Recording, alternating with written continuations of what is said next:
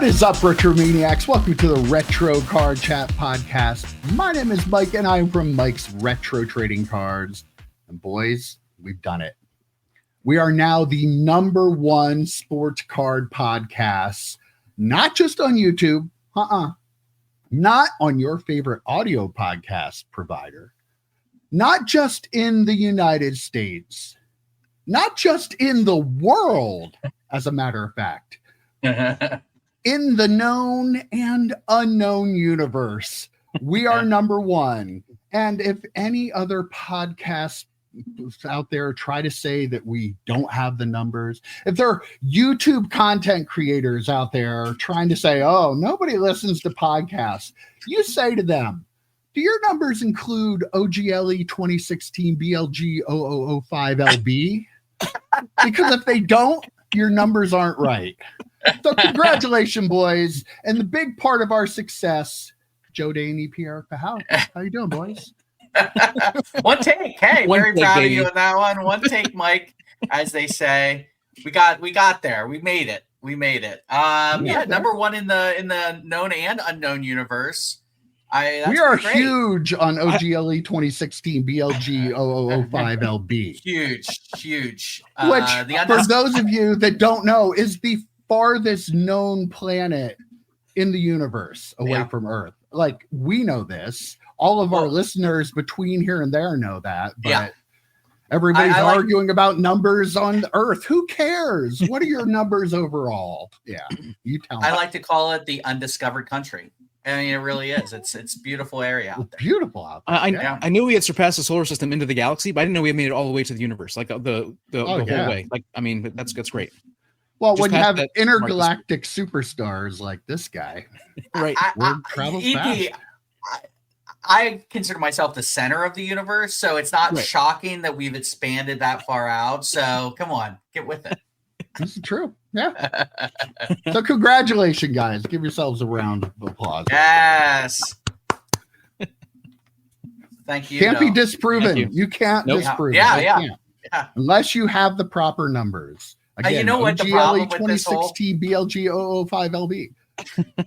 The problem is now we've got Dustin, who's going to do at least 3 or 4 think pieces on this very topic. Mm-hmm. And it's going to be piece after piece about what planet do we actually reach out to, and is that planet actually there, or are we closer than we actually think there's going to be like 4 or 5 topics that Dustin's going to do. Stretch out those videos. Got to do one every day, Dustin. Yeah. So. When he does them every day, though, I thought I would give him a little bit to do content on. Mm-hmm. Like, this is our gift to Dustin. Yeah. So now he has at least 3 or 4 days worth of videos.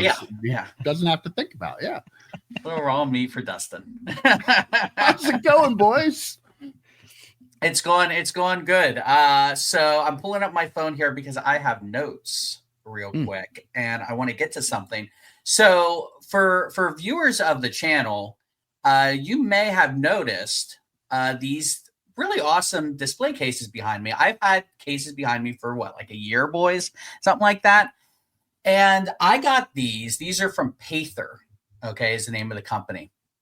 I first saw these at the National in Cleveland when we were there, and I wanted to get 2 of them. And then I had the thought, wait a minute, how am I going to get them to the car, let alone Pittsburgh, right? Yeah. I mean, I had our Sherpa, Mike Jones, with me. He probably would have carried him to the car, but could you imagine trying to squeeze those suckers into the rental and then driving all the way the couple hours to Pittsburgh? So I ended up ordering them, and at the time, the only place you could really order them from was from their Payther distributor in Canada. They're a Canadian company, right? So I ended up getting them. I wasn't able to open them up for like 6 months because Rob had to redo this. If you remember, there were like holes that he had to cover up. You had to repaint the area. It's a whole production, right? So when I finally got to opening them up, they were kind of cracked, unfortunately. I think they were cracked during the shipping process. Because there were really quality cases. So the top, you couldn't see it because it was like the tops of them, and it looked like maybe the UPS guy just dropped them, and they were cracked on the same area. So I'm thinking, do I want to replace these? Do I, you can't really see them, but you know what? I can see them. I can see them. And you know how I am, boys. Oh, yeah, we do. So I went online and I was like, do I order them from Canada again? Well, it turns out I stumbled across a website that sells Payther products here in the United States. And I reached out to them. The website is shop.theadventurebeginstx.com. Okay, so they're a brick and mortar store down in Texas. They are less than an hour from Houston. So if you're down in that area, but they are the official Texas retailer for Payther. It's random. There's Canada and there's Texas, and nothing in between. But I reached out to them. I said, are these the same cases that I ordered from Canada? And they're like, yep, we're the official retailer. And over a certain amount, you get free shipping and this and that. And just the experience I had with their customer service, how quick and responsive they were, I'm like, I'm definitely ordering from these guys. They were great to work with. So the cases came in lightning fast. I looked at them. They were in perfect condition. I took them out of the boxes, perfect condition. So I reached out to them and I said, we have this little podcast, small but mighty, as I like to say. And it's the number one podcast. It's the number one in the universe. That's true, actually. Absolutely. I undersold it. Did you tell them about all our viewers on OGLE 2016 BLG 005LB? Yeah, I'm going to have to now. I mean, at this point. But so I reached out to them. I said, hey, really appreciate the great customer service, you guys. You got them out to me really quick. And it was just it was a great experience. So I had asked, maybe, and I can't believe that I'm able to say this. I've always wanted to say this. If you like Payther products, these really cool displays, and you want to order some and get a deal, use our discount code MRTC Payther to get 10% off your first order of Payther products from The Adventure Begins. How cool is that? We have our first ever discount code. Wow. So we're getting nothing out of this, by the way. Absolutely nothing out of this. We're not Dustin or anyone else who has codes and they get a piece of it. We're getting nothing except maybe if the viewers want some Payther products, they want to get 10% off, go to this place. Like I said, maybe we can pin a comment, Mike, shop.theadventurebeginstx.com. Get Payther products from them. They have a bunch of other stuff too. They have cards and they have supplies and all sorts of stuff because, again, it is a brick and mortar store down in Texas. And use our code to get 10% off your first Payther order. And they have, if you want to display a football, a baseball, if you want to display cards, comics, they have all sorts of stuff down there. So definitely check them out. Use our discount code MRTC Payther to get 10% off. Yeah, we made it. I think well done, Joe. Well done. I will link that in the description below. So yeah, the link will be in there, and on the audio podcast, I'll put the link in there too. So yeah, and we're not getting money out of this. It's because Joe loves these products and thought, hey, maybe somebody else out there might love them too and can get them for a little bit cheaper. So Joe, thinking about everybody, including our fans on OGLE 2016 BLG 005LB. You got to get a deal out there, no matter if you're here or that planet. You Do they ship there? We'll have to ask. We might need to clarify. Definitely. Their customer service is so good. Reach out to them if you are there. They probably there. Do, yeah. And they probably would consider it. It's maybe a FedEx UPS situation. I'm not sure. Yeah, I don't think they offer like express shipping though. There's probably not a way to get not overnight. To that yeah.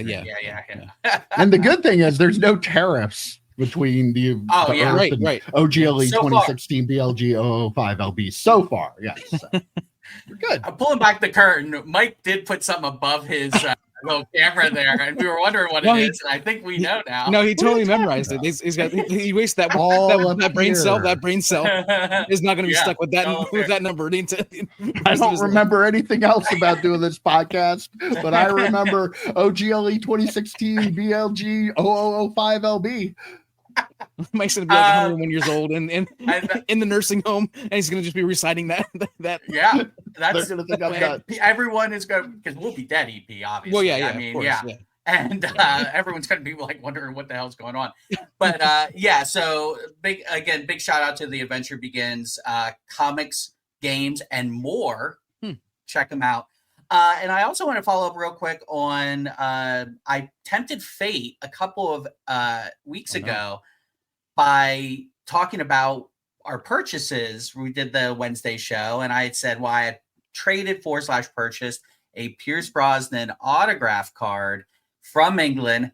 Hasn't gotten here, so I'm tempted fate. It's gotten here. It's beautiful. I posted some pictures of it on social media. And I just wanted to shout out, and this is not to go buy anything from them or anything like that. You could even do it as like a museum, but go to Cards of Joy trading cards on eBay if you just want to see some awesome cards. I mean, you might end up buying something, and I bought from them numerous times, but man, oh man, they have just all the pop culture stuff. EP, they have James Bond cards, they have the Star Trek cards, they have Lord of the Rings Game of Thrones cards.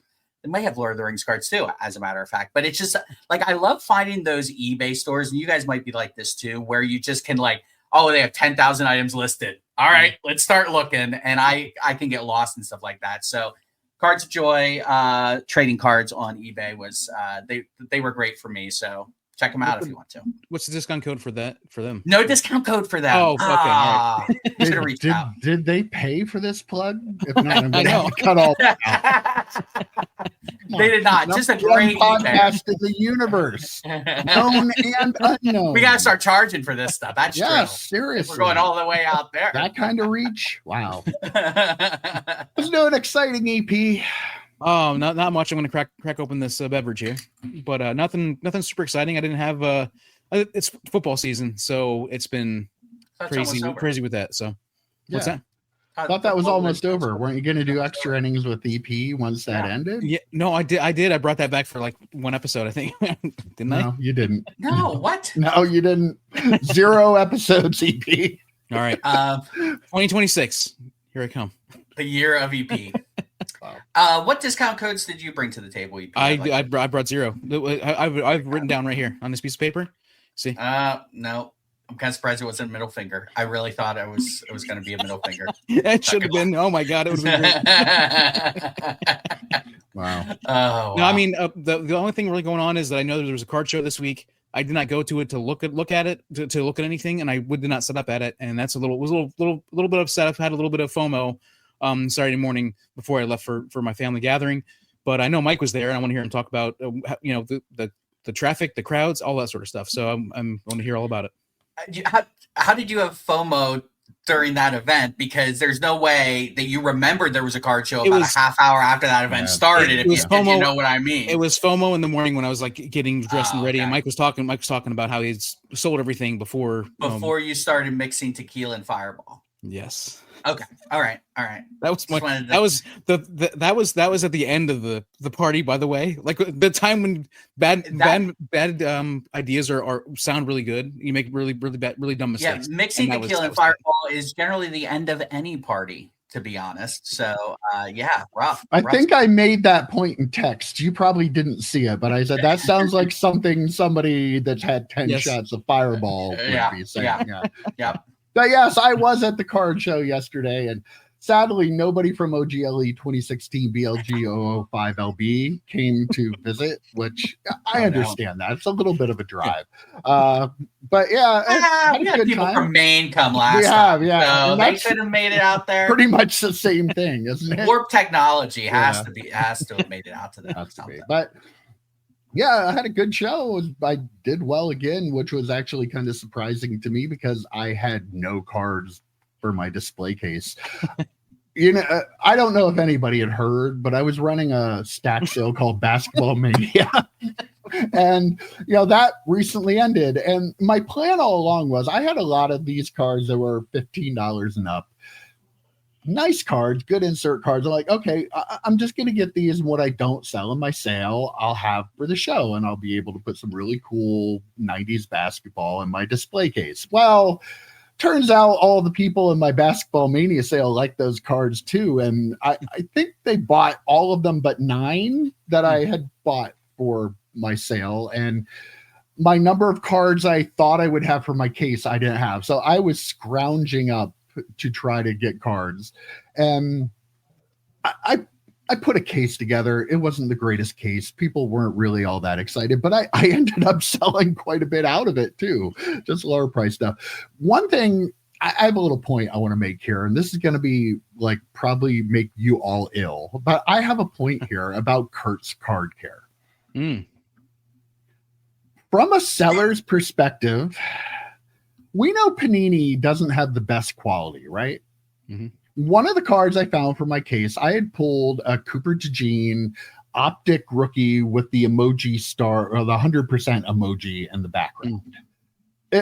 An SSP. It's like an $80, $90 card. We're in an Eagles market, football season starting. I'm like, oh, I'm definitely going to put this one in there. I had it in my pile to look at to grade.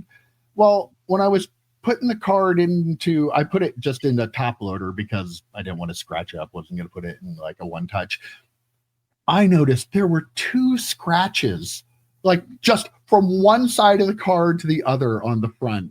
So big, I was like, is this part of the card? And I'm like, no, this is not part of the card. I'm like, are you kidding me? So I throw it in my case at a discount. But I had multiple people that were interested in it because clearly they want to buy the card to try to make it better so they can get a deal. So if you have cards that are messed up out of the pack, you can actually sell them better at a discount, but you can still sell them because of Kurt's Card Care. I'm just saying. I know it's gross, but I'm just saying. And I did. I sold it.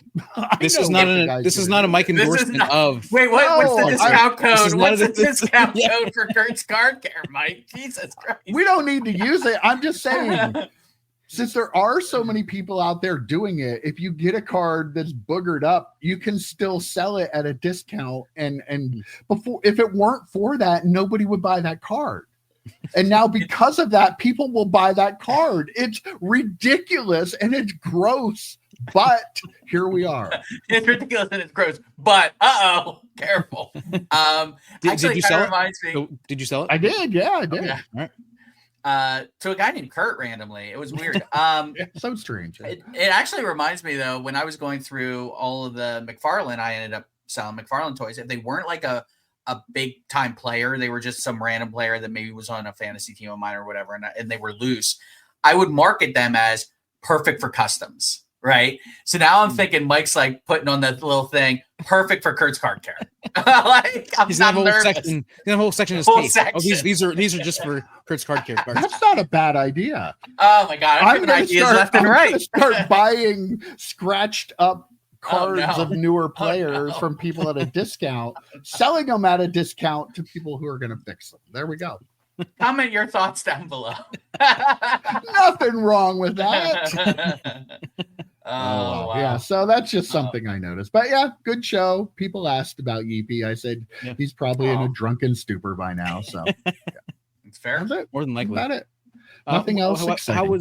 How was traffic? Like what? How was traffic? How many tables were there? Like what are we talking? About the normal number of tables. Traffic wasn't too bad. It was busy early. There was a stretch like in the early afternoon where it really kind of died off. But every time now, 2 shows I've done, people flocking to my boxes at the end of the day when everybody else is going home, and I end up being there an hour longer because the same people are digging through my boxes. I'm not going to make them go away. Oh, yeah, right. Money. That's EP every show, isn't it? EP. Yep. Yeah, well, because EP wasn't there, they're coming to my table now. Yep. So that's it. That's what I've learned this weekend. But good show all around, and nobody from OGLE 2016 BLG 005 LB came to see me, but maybe are they actually true fans? If they're not, are they actually true fans? I don't know. They listen to the show, so they are, Joe. That's good. All right, well, let's get into it. What are we? We're only like 20 minutes in? I don't. Yeah. Anyway, a couple of commercials at the top. So, I know some people love hearing me say, let's get into it like an hour into the show. But anyway, we talked last week about the sale of the Michael Jordan and Kobe Bryant card. We were actually quite positive about it. Even though there are a lot of people not happy about it, I still think it's really cool that card is the highest selling card. That doesn't change my opinion. But of course, it was like we recorded before the buyers were found out. And then Kevin O'Leary, Mr. Wonderful from Shark Tank, turned out to be one of 3 people that went together to invest in the card. He actually said, I've been looking at this asset class for 3 years now, EP. But I mean, let's be real though. These cards are assets. Like not all. Yeah. I've seen a lot of debate this week on Twitter about cards are investment, cards aren't investment, cards are collectible, cards are investment. It can be both. Right? Like, why is it, again, this country, everything has to be this or that. There can be no in between. There are definitely cards. If a card is a $12 million card, yeah, it's an investment. I'm going to go out and say, people like us, we're never going to own this card. Whether or not somebody from Shark Tank is coming into the hobby to invest in it or not, we're not going to own it unless we somehow had pulled it out of a pack. These cards are investment. They're a lot of money. People aren't buying them for $13 million just because they love Michael Jordan. As much as we as collectors would love to extrapolate our love for a card to the point where it could be 13 million, once it gets over a certain amount of money, it becomes about the money, not about the you might like Michael Jordan, but still, it's really about the money and what you're going to get out of it when you go to sell it. Same time, that doesn't change the fact that the rest of us are here buying cards that we love that are being displayed on our walls and on Joe's and all those boxes behind EP. So like these things can exist in the same place at the same time. Am I wrong? You're not wrong, but just remember, since you mentioned the cases, Mike, use our discount code MRTC Payther to get 10% off from the Adventure Begins down in Texas. Payther, not Panther 27. It's not Panther 27. It is Payther. Hey, by the way, hail to Pitt. Anyway, want to know, baby. So yeah, I mean, you're completely right. Like, I don't know at what point a card becomes from just a collectible to an investment. I think there is a demarcation, and that might be different for some people versus others. Like, I know of people like, we mentioned him before, your buddy Rob, that you do the other show with EP that doesn't reach out all the way across the universe like ours does. Nope. But not even close. But he was talking about a Shohei card that he felt he needed to sell. And he was like, it's just too much money. I can't keep it. I'm like, oh my God, does Rob have like a $500 card? No, it was about $100 card. But for him, that was an investment, right? For me, and again, #blessed, but for me, like if I bought a $500 card, to me, that's a collectible. Like, I don't think of that as an investment, but a lot of people would. So it's just different levels. Like Mr. Wonderful Paul Orndorff went in on this card for $13 million. To him, that's an investment. Now, maybe if he was a card collector and there was a $100,000 Jordan, maybe to him that would be a collectible. I mean, it's all relative. And at that point, you look at some of the cards that I have that you have, Mike, the cards that you have, EP, that $25 card to you, that could be an investment because you're investing in that card to then maybe grade it, to maybe increase the value and then to sell it.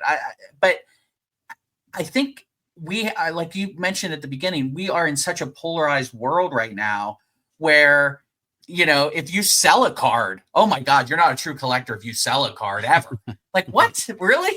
Like, so yeah, there's so many shades of gray between a pure investor, a pure collector. I think most of us are in the middle at this point. So throwing shade at someone who, again, we're not going to own this card. Most people cannot afford this card. Like, it's an investment at that point. You're not getting that card to like just walk, throw it into a case and walk around at shows with it, just saying, hey, look at this cool card. No, you're keeping it in a safe, and then in a couple of years you're going to try and sell it to make some money on it.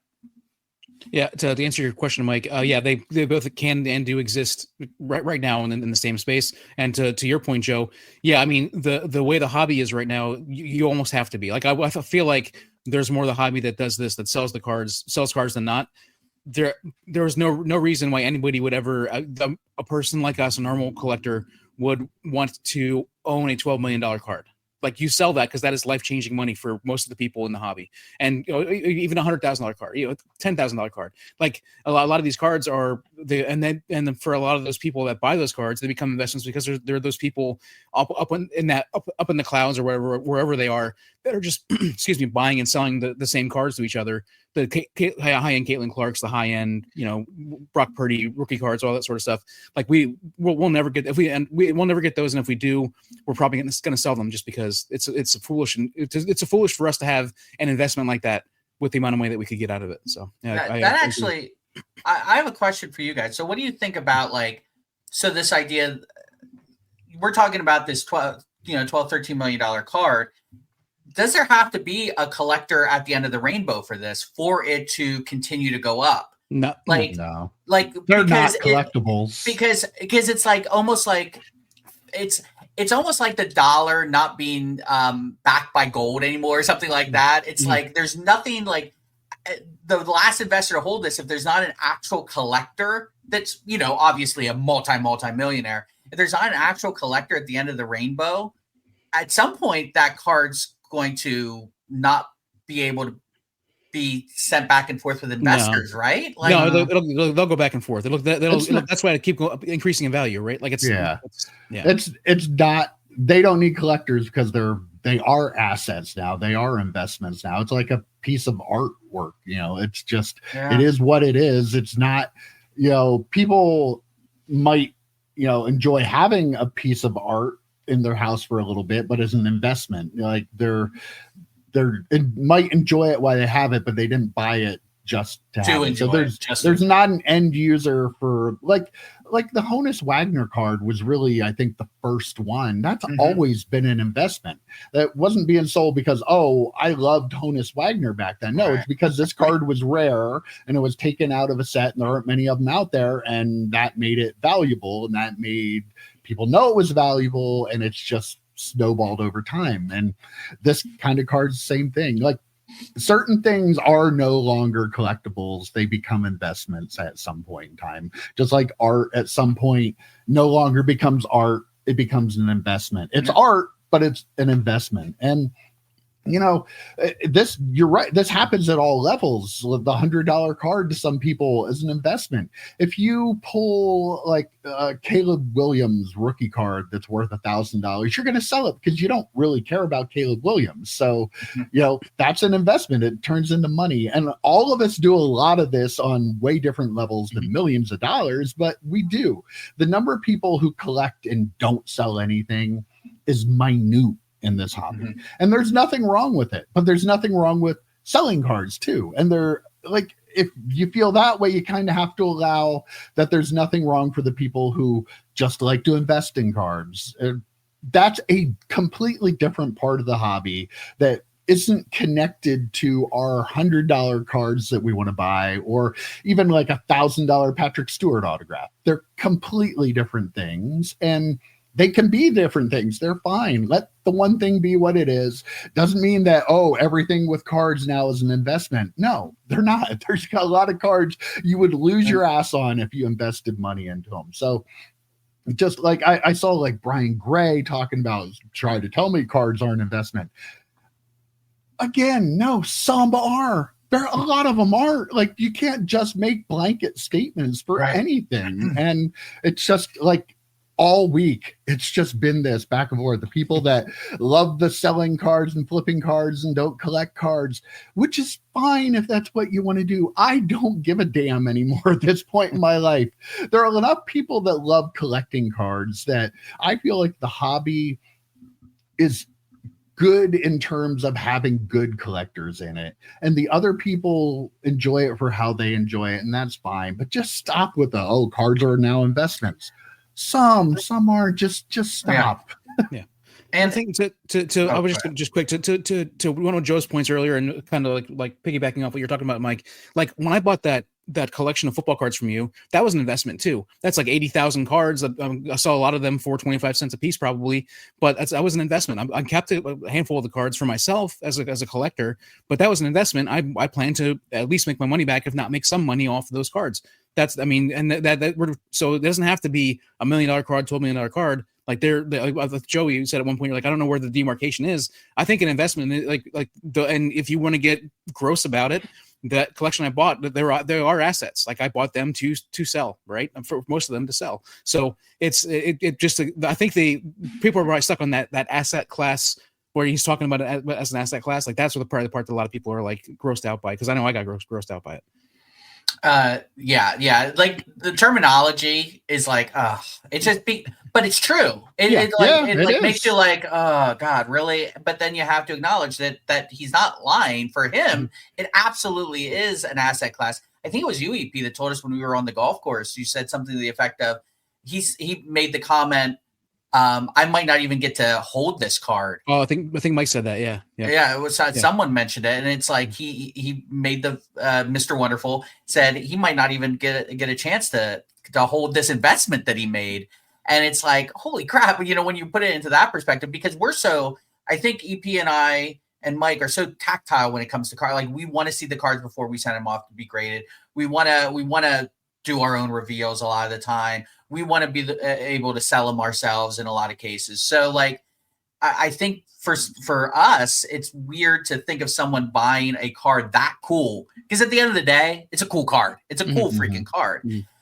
For us to not even be able to touch it feels weird to us, but you can't go out and touch a Amazon stock, and that's kind of the same thing here. And since you brought him up, I didn't even want to bring up Patrick Stewart because everyone complains I do it every week. But since you brought him up, Mike, I will say these cards behind me, I mean, if something would happen where those cards would jump in value a ridiculous amount, they can be both collectibles, because I love Patrick Stewart. I love Star Trek.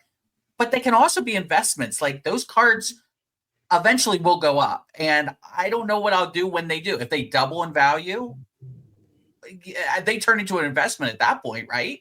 Like at that point, I'm like, okay, now it might be stupid for me, much like EP does sometimes with cards. Might be stupid for me to even keep these. So you have to kind of always be thinking about stuff like that.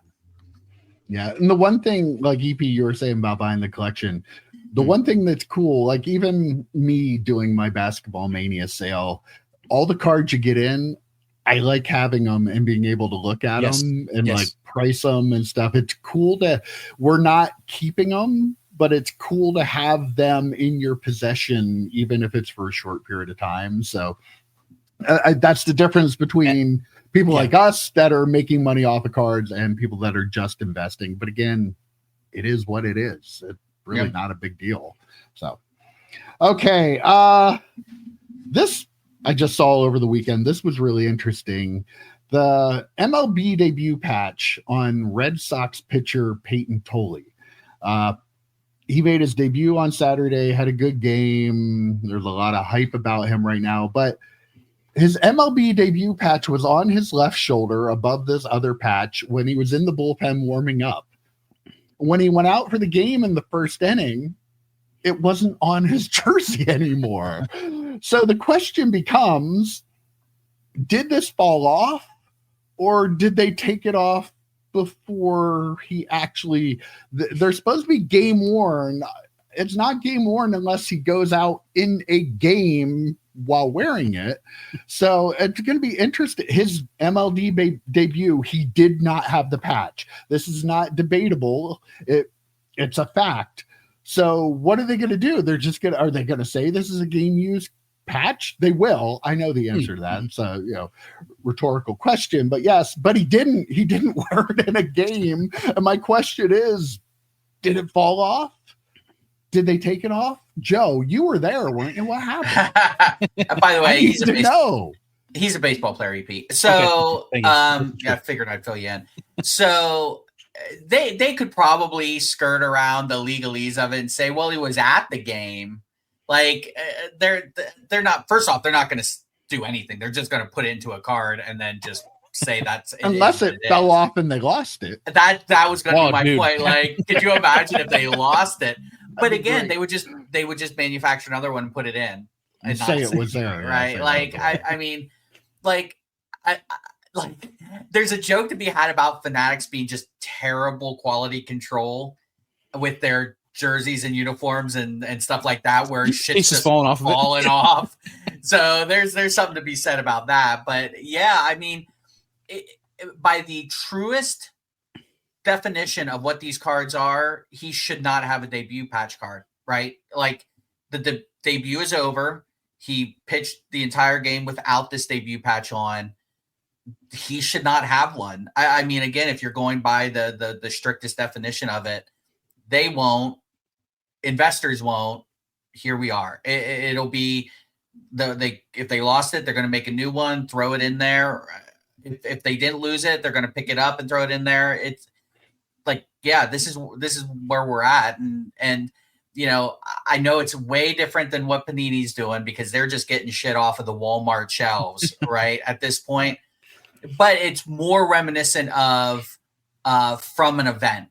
Right. It feels more like that, like a rookie photo shoot event RPA situation than it is actually being used in the game, because that was the thing that put it at this next stratosphere. Right. Like it had all the things that had been done before, the on-card autograph, the RPA thing, but for them to have worn it and use it in their first game, that's what set it above all the other RPAs out there. So for that not to be the case, again, quality control, Fanatics, make sure that your shit's attached to the jersey, I guess. I don't know. Use a couple extra stitches. Come on.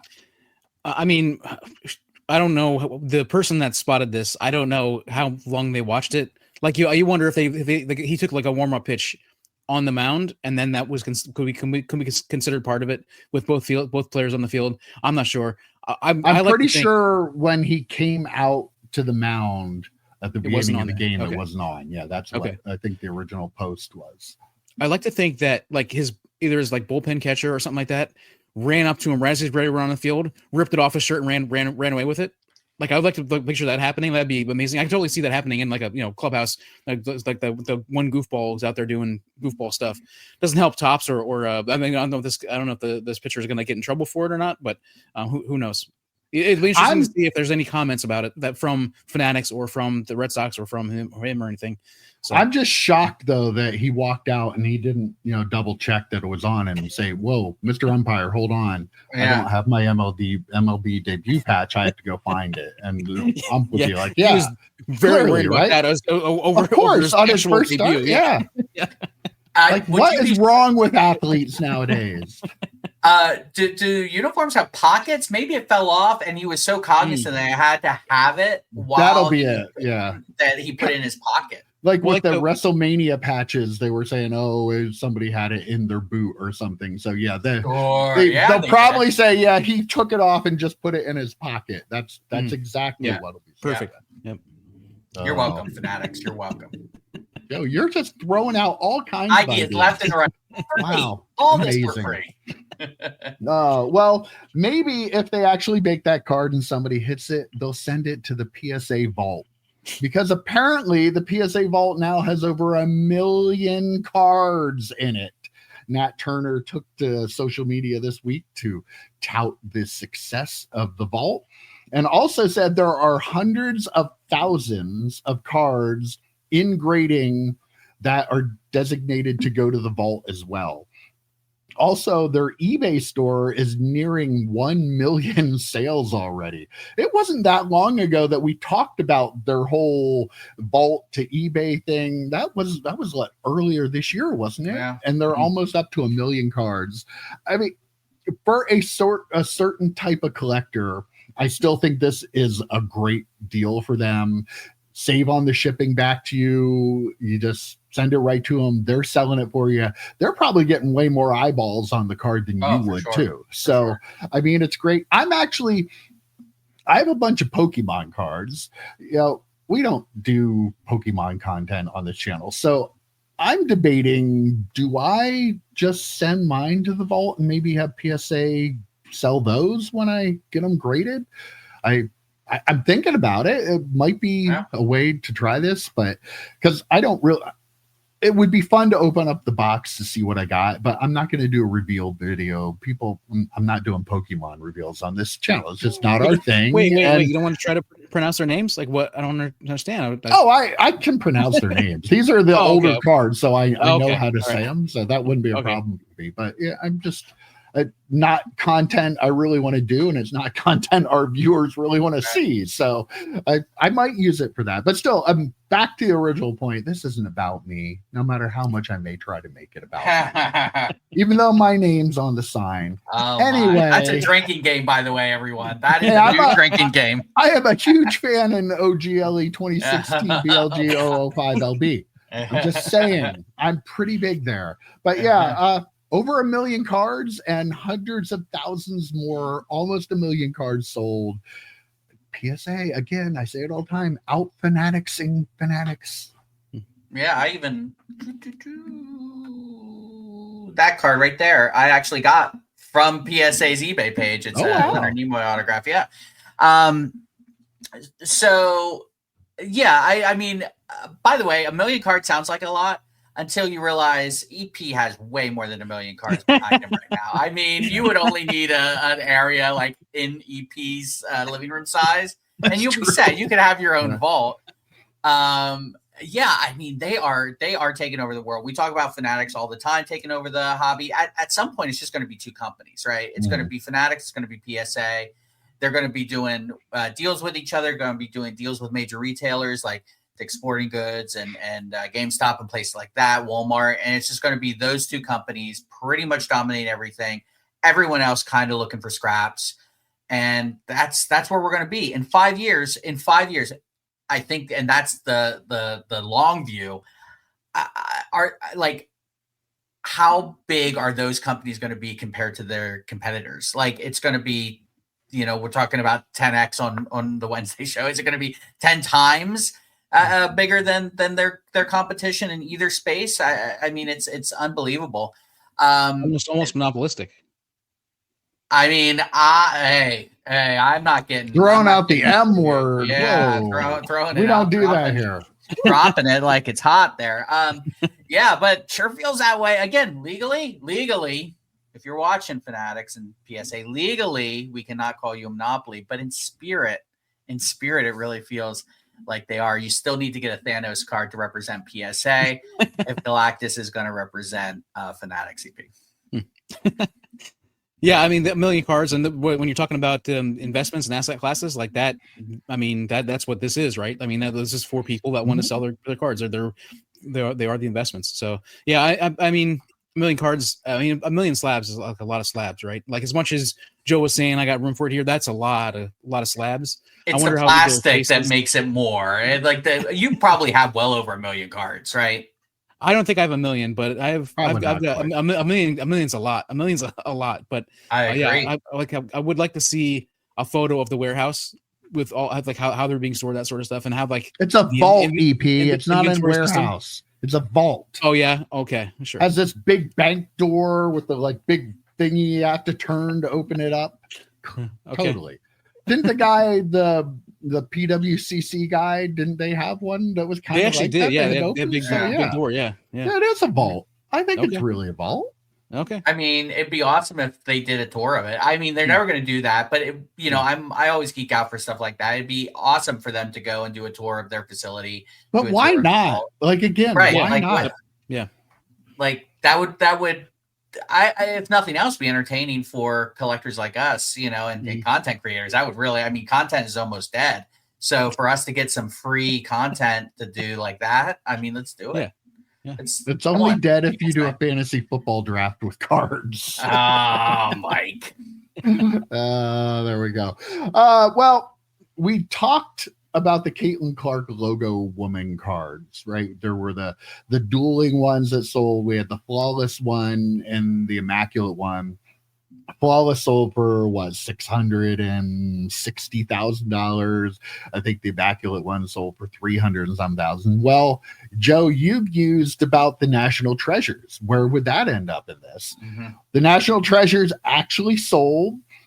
She had an inscription on it that just had number 1 draft pick. It sold for $504,000 over the weekend. So that's way closer to the flawless sale than it was the iMac. Well, maybe kind of in between, but yeah, clearly the national treasures, to answer your question, is number 2, but you have another $500,000 plus Caitlin Clark sale. Is this crazy? I know we're big fans of hers. We think the money invested in her probably isn't crazy, but are we still thinking the same way? I'll tell you, like these 3 cards now, you're talking what, $1.5 million worth of cards about. I mean, in 3 cards, I mean, we're getting to the point where it's starting to make me nervous. Like, yes, investing in her, picking up a downtown or picking up a base Prism Auto. Okay, sure, but $1.5 million worth of RPAs. Ooh, that seems like a lot. That's I'm starting to get a little nervous about being like, oh yeah, surefire investment, no worries. Like, oh, I don't know. Yeah, but that's kind of what I figured it would be when we talked about this the last time with the iMac sale.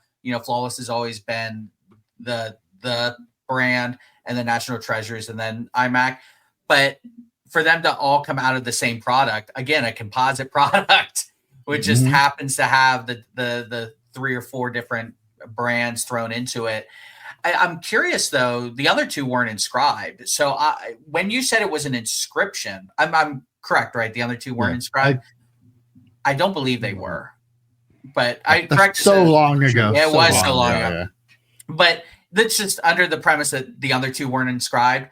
The fact that this one was and did not eclipse the Flawless, no matter if Flawless is the higher one or not, that inscription just adds another level to it. So yeah, considering that, I'm kind of surprised it didn't go for more than what it went for. Yeah, well, Joe, you said that when we were talking about it before, that this was kind of fit in between the Immaculate and the Flawless, right? The National Treasure was like the middle tier, and so when Mike said 500, that the middle tier out of those 3, right, middle tier out of those 3. And so when Mike said the numbers, like, oh, well, I mean, I thought it seemed high-ish to be that close to the Flawless, but with the inscription, yeah, that probably helped to boost it up there, right? The Flawless was inscribed. It was okay. Yeah, okay. Had like her point totals and whatever that number was. And okay, now I remember seeing it. Yeah. Okay. Yep. So yeah, I mean, to your point, Joe, about the there being a lot of money there and being a little concerned. Like, I wonder, we don't know who bought these. These were all on big auction sites, right? Like, so we probably don't know. Oh, you know who? Oh, Mike did. I did. So I had a good day at the card show yesterday. I'd say. Ooh. What if somebody with really, really deep pockets bought 2 of the 3 or all 3 of them or something like that as an investment into Caitlin Clark? That'd be pretty crazy. But and I was thinking to myself as we're talking about, I was like, well, are they going to do a Caitlin Clark type Mercury type product or whatever? But that's what this was, right? That's so it's already been done. Much, yeah. So yeah. And it looks like her Immaculate was also inscribed ROY 24. Yeah. So yeah, they were all inscribed. That wasn't the only interesting sale from that group of auctions. There is a new highest selling Barry Sanders card of all time.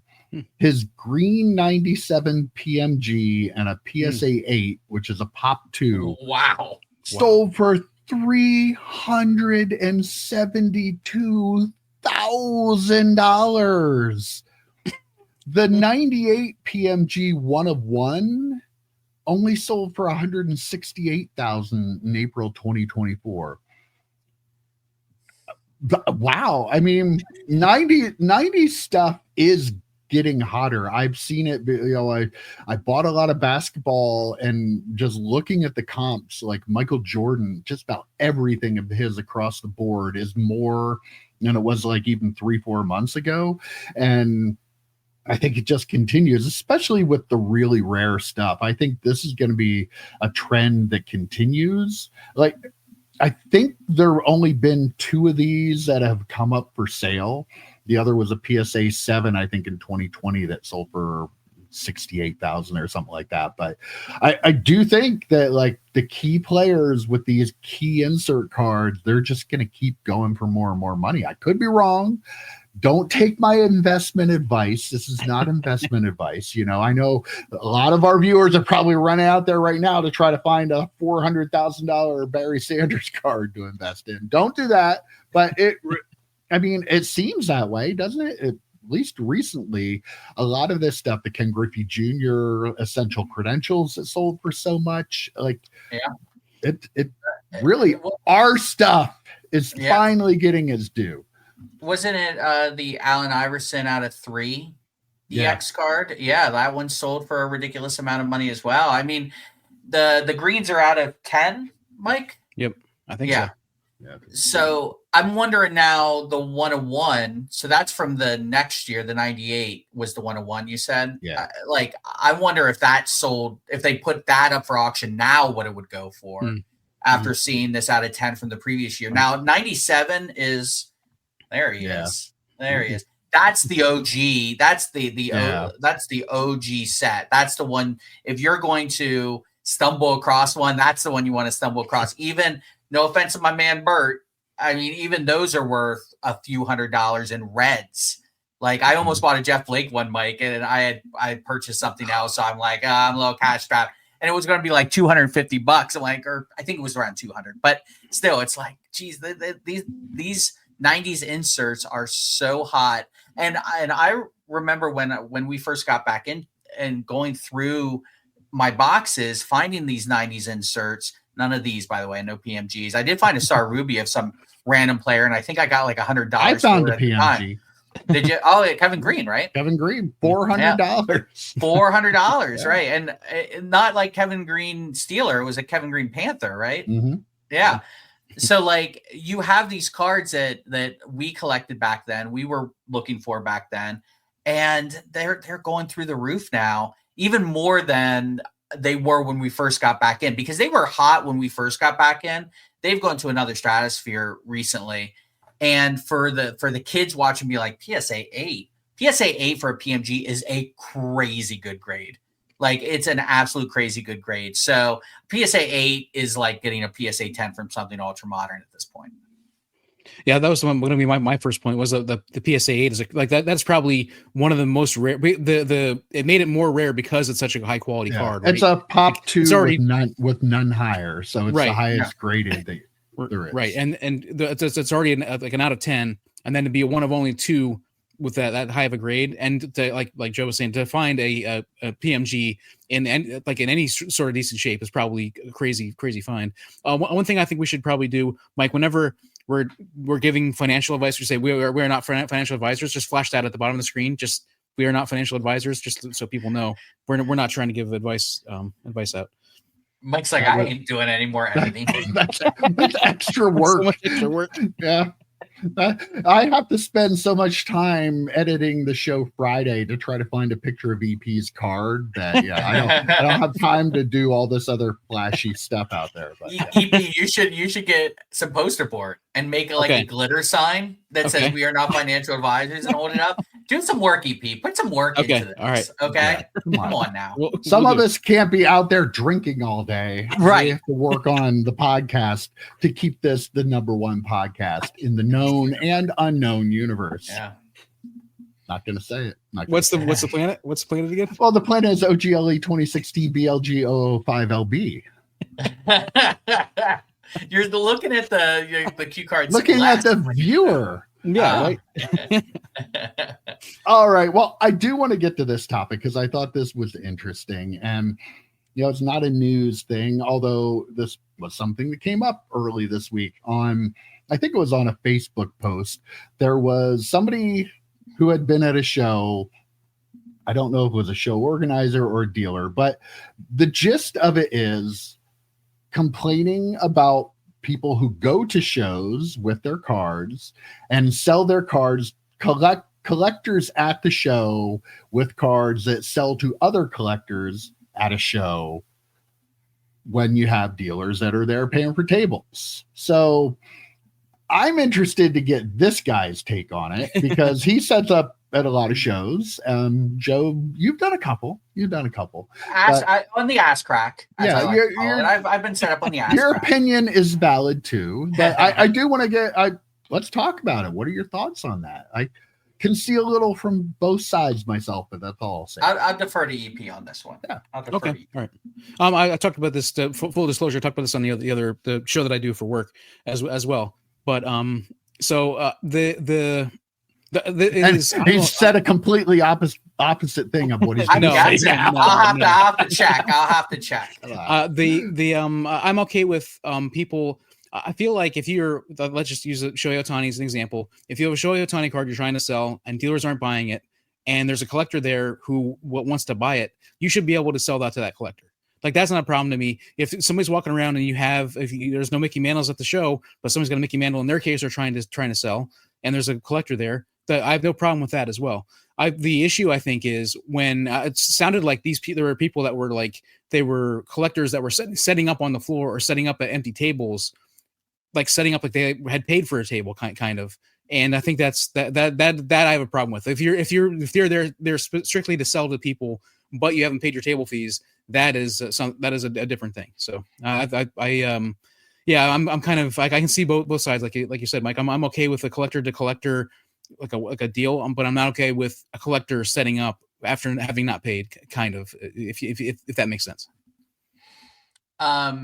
So if the people were like pulling side tables over next to the show, or going to like the cafe and getting a table, or, you know, there was an empty table that a dealer didn't take and they're kind of sliding it off to the side, I believe, like, and again, I should get a glittery sign that says I am not a lawyer, but I believe that's theft of services. I don't think you're allowed to do that.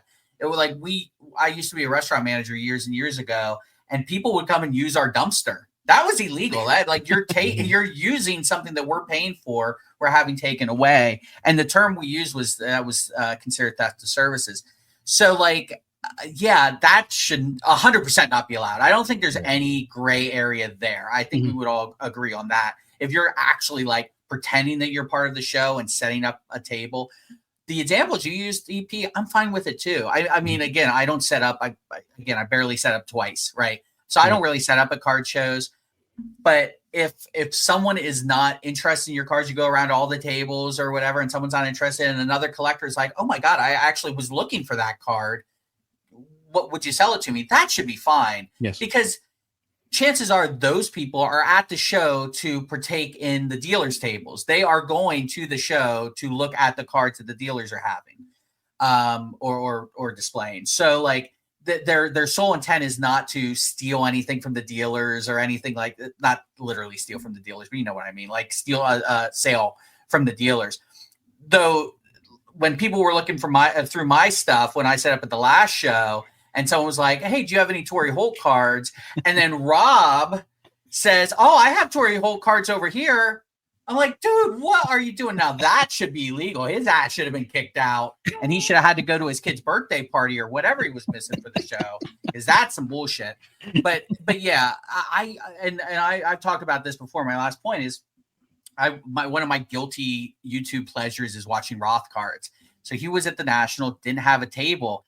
He kind of camped out at the bottom of the escalator and was like, as people were coming down, he was basically asking them, you have cards to sell? And he was trying to buy inventory.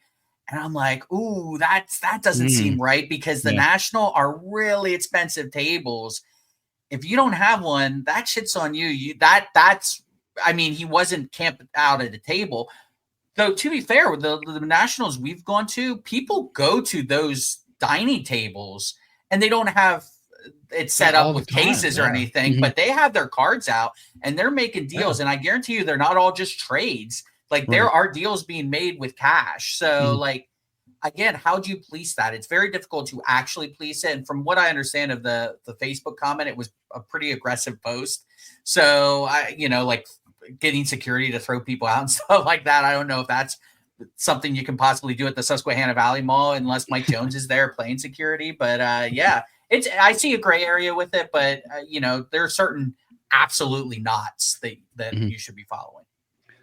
Yeah, there's a line somewhere where, to me, it changes from acceptable to unacceptable, but I don't know that I can articulate to you where that line is. I feel like it's. Oh, I'm sorry. Go ahead. Well, like clearly, like setting up at an open table isn't. You can't do that. But like then I have in my mind, okay, so I set up at the mall show yesterday. Somebody with like a shoebox or they don't carry shoeboxes anymore. They have their Zion case. But okay, they go sit down on the benches in the mall with somebody else and sell a card. I don't think I've ever thought twice about that. I'm sure it happens, but again, I'm not selling probably the same stuff. So maybe that's why. Maybe it's just because I'm not there. Like it's a different thing for me than other dealers. And I realize that. Like yesterday, I was at the show. I sold a lot of cards in my basketball sale. I didn't have a whole lot of inventory. I was just like, okay, I'm here. If I sell cards, fine. If I don't, fine. Like I wasn't living and dying by it. But there are other people who spend a lot of money on inventory that need to move cards. So I don't know that I'm the person to decide where a line should be either. So just because I'm fine with them sitting on the bench selling doesn't mean that it's necessarily right. So I don't know that I can tell you if like I'm talking and saying nothing because I don't know. Like I don't know where it is. Like I don't have a problem with somebody selling to somebody else, but are they just there to sell? Or are they there to look? Are they going to take the money they get and maybe go to a dealer's table? I don't know this. And there's a lot of factors. Again, you're painting with a broad brush by saying, oh, this person needs to be kicked out. Does that person need to be? Or would they take the $300 they just got from selling that card to another collector and go buy something from a dealer here? So like that's right. There's such a gray area there that you can't really, I don't even know what the answer is for it. Other than if something clearly is wrong, then it's wrong. Or if something clearly is simple, then it's simple. And I don't know what to do with everything in between. I feel like it's one of those situations where you like if you're trying to like we talk about like the curse card carriers type stuff. If you're doing that and you're afraid you're gonna get caught, like that is the point where you're like, okay, well, I mean, you probably shouldn't be doing that thing. And I think that I'd like to think that people think that they'll have enough of a conscience to know when they're doing something that's wrong and they should get kicked out. And that's the point where you should stop. I mean, there's less of that in the card space than there was before. But one other scenario is like I live in Harrisburg and somebody else lives in Berwick, and there's a card show in Selinsgrove, and that's kind of like well, I mean, there's a card show in Selinsgrove. Why don't we meet up there? And like you said, I'm like, what if they're meeting up just to sell this one card, but then they take that $300 and they go spend it somewhere else, or spend it there at the show with another dealer? Like, I mean, there's a lot of scenarios where it makes a lot of sense for people to buy and sell, not just to other collectors. That makes sense even for the dealers at the show. If the extra $300 of cash to go around to other dealers, like that's a great amount of cash. So yeah, I think you almost have to allow it unless it's really egregious. Because again, okay, I can't sell in here. Let's walk outside. We'll do the deal out there. Like, what's the difference then? If you're sitting on the bench or you're going outside the doors in the parking lot and making the deal, like you're going to make the deal either way. So it doesn't matter. So that's what I'll end with. And if it's clearly egregious, then good. Then anything else, so just let it go. Right, because at what point then does it become you're just kind of being a dick over something you can't control anyway? Like you said, Mike, unless someone's holding up a sign that says, meet me in the parking lot to get cheaper cards than what you could find at the show. Like, if they're like actively trying to be a detriment to the show and the dealers that are there who are paying table fees, like you could argue Rothgard's was in that video. Or some of the folks that this post was implying, then sure. I mean, yeah, moving tables or don't be at a table where a dealer has a card and say, "Oh, I can sell you that for like $25." Right. Like stuff like that, like obvious stuff. Yeah. They should get booted. But then also, what's the legal booting? Like, can you actually go up to someone in a mall with a card and say, hey, you got to go. Legally, you can't be. I don't know if there's any sort of law to kick someone out of a mall that happens to have cards with them. So I don't know. Like they can bitch and moan about it all they want on Facebook, but is there anything they can actually do other than saying they can't? We paid for these tables. These tables are things we rented from the mall to have set up for our dealers. You can't use those. Other than that, is there anything they can actually do? I don't think so. Right. Kick them out to the parking lot, like Mike said. Kick them out to the parking lot where they're going to be make that deal anyway, right? But who decides if they can be kicked out? Like, do they call the mall security? And the mall security is going to be like, wait, what? They don't know. They don't know. Like, there's like I make a minimum wage and I had to get up at 4:30. Yeah. Shut up. I'm not kicking anybody out. Yeah. Right. Yeah. Based on the tone of that email, which I or that post or whatever, that's probably something egregious that's happened a lot of times at this. It sounds like it's probably happened a lot at that show. So. Or it could just be a dealer that it really bothers and they see it and they just like have themselves worked up in a frenzy. Like that's possible too. Yeah, this is the hobby. It's how it works. Yeah. All right. Well, I love doing lists. Oh God. And I like making you guys guess. So we're going to play a little game here. I have a list of, and this isn't on collecting. I saw that. Wait, hold on. I saw it too. I saw it too. He's looking. Oh, but no, I'm not telling you where this list came from, but it was put together by experts and collectors. There was a vote done. You don't know where this is from, and I'm not going to tell you till afterward, but it is the list of the 10 most iconic cards of the 2000s. Okay. So anything released from 2000 until now, what are the 10 most iconic cards of the 2000s? I think, Joe, you get to go first because you cheated last time. Oh, I was going to say as the loser. I'm going to go with the card that I own, the 2000 playoff contenders Tom Brady rookie autograph card. That is very good. You got it. Number one on the list. Rightfully. Absolutely. Yeah. 2003 LeBron James, 2003 Topps Chrome LeBron James rookie card. 2003 Topps Chrome LeBron James is number 4 on the list. EP, you have a point. 1-1. What about the 2007 Exquisite dual autograph logo men of LeBron James and Michael Jordan, the highest grossing selling card of all time? Not on the list? No. Kobe Bryant. Kobe Bryant. I'm sorry, not LeBron. I hear Exquisite and I think LeBron automatically, but yeah. Not on the list. That is not on the list. Maybe after that sale, it might be if they do this in a month. But yeah. Okay. What about like 2003 LeBron Upper Deck SP LeBron James RPA like rookie card? Not Upper Deck SP. How about 2003 Exquisite? RPA. The Exquisite RPA of LeBron is number 2 on the list. Oh, I got it. My next one. Okay, 2-1. You're up, EP. Yep. 2001. Don't even fucking say it. Oh. Don't steal mine. I'm not gonna steal yours. 2001 Albert Pujols rookie card. Hell is that? I'm just gonna go with no on that one. Okay. Joe. 2001 Upper Deck Tiger Woods rookie card.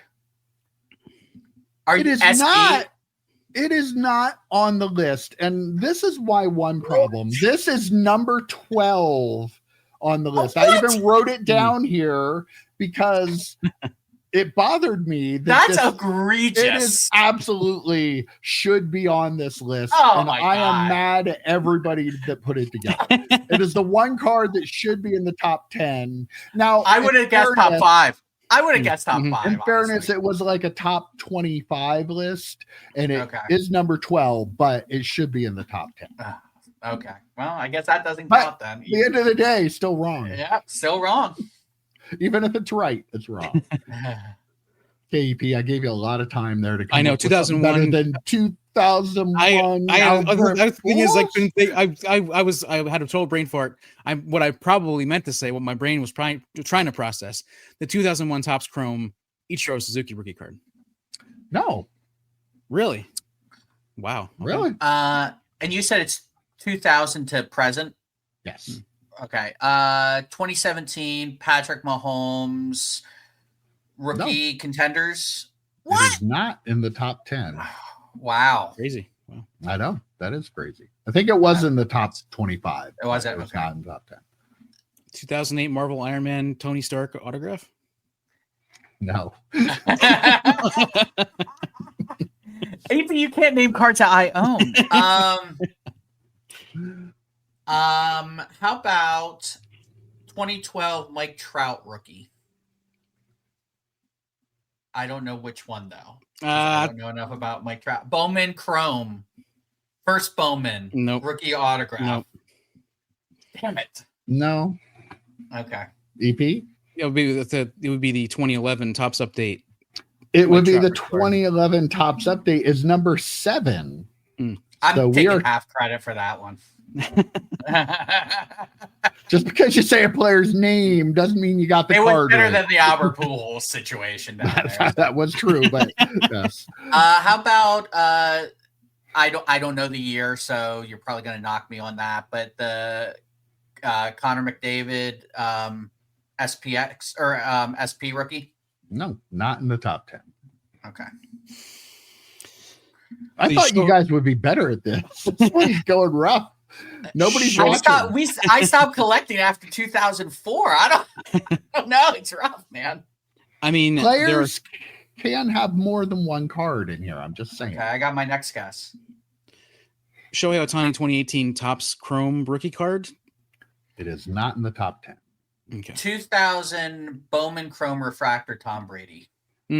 Just the Bowman Chrome, but yes, Just the Bowman Chrome. Okay. That is number 5.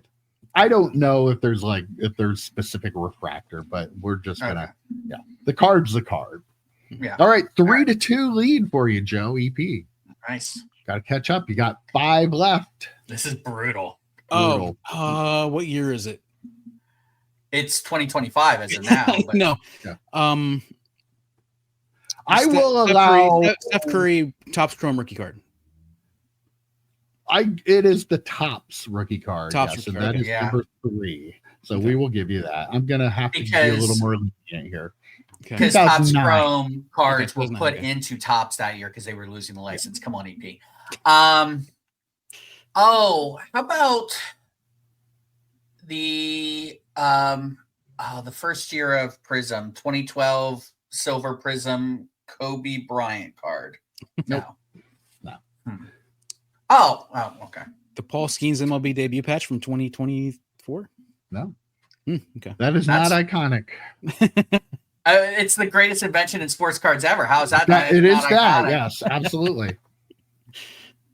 2000 SP Authentic Tom Brady rookie card. No, we're done with Tom Brady. I was going to say, are there any more Tom Brady? So, are there any more LeBron Jameses?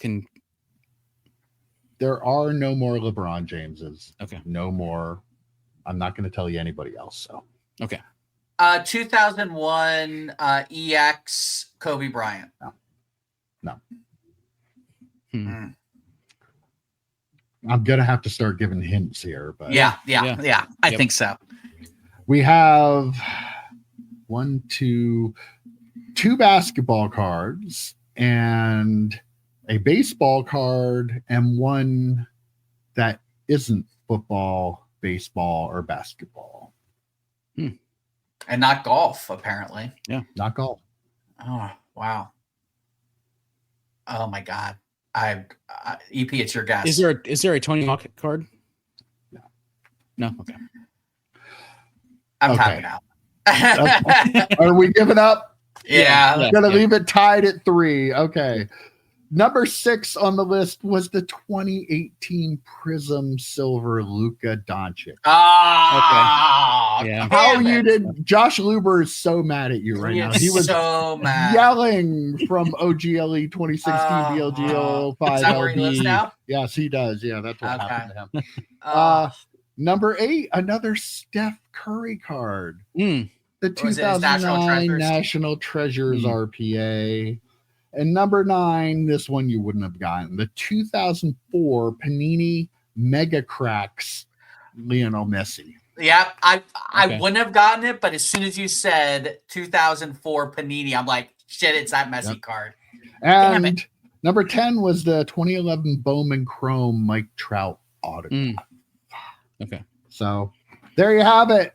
3-3. Nobody had to cheat this time. I'm very happy with you, EP, there that you didn't cheat. The viewers, he tried. Did you see that? That list was actually from Gem. It was on GemRate on Instagram. So it was a terrible list because Tiger wasn't in the top 10. 12. Also, there was a card that EP did not give the year and we gave it to him. And I'm like, well, wait a minute. I said Mike Trout something or other, and I didn't get that. So I'm taking two.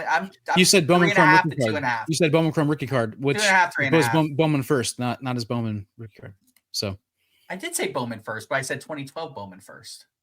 I think you said 2012 Bowman. You Bowman gave the year and it was wrong. That was Yeah. your problem. That was my problem. If you would have said Bowman Chrome Mike Trout autograph rookie, Okay.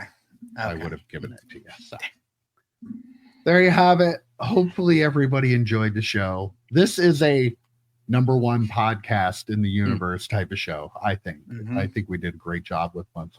Pat ourselves on the back a little bit. Yeah. But- Sometimes we give people a word at the end to type in if they. I know what the word is. in. Don't even say it. Don't even say it. What is The word is MRTC Pather. That's the word.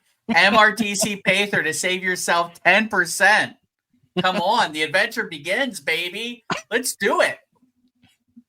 Well, Was that the word, EP? I mean, I was going to say that the planet where our farthest You have fans to say are, the but planet, I mean, though. yeah, EP. If you're gonna make it the word, you have to say the planet. I don't have a little post-it note up here. I don't Oh, either. you It's shut all in out, my Mike. head.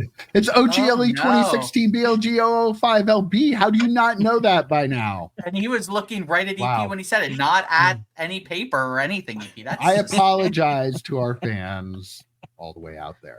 But And after that comment, it's now 3.5, 2.5, right? Mike, you're giving me that half point. sure, why not? Yeah, there we go. Yeah, there you go. Winning streak. All right, that is it. We're done. Pretty good chat this week, and I will see you next week. Take care, guys. See you, boys. Adios.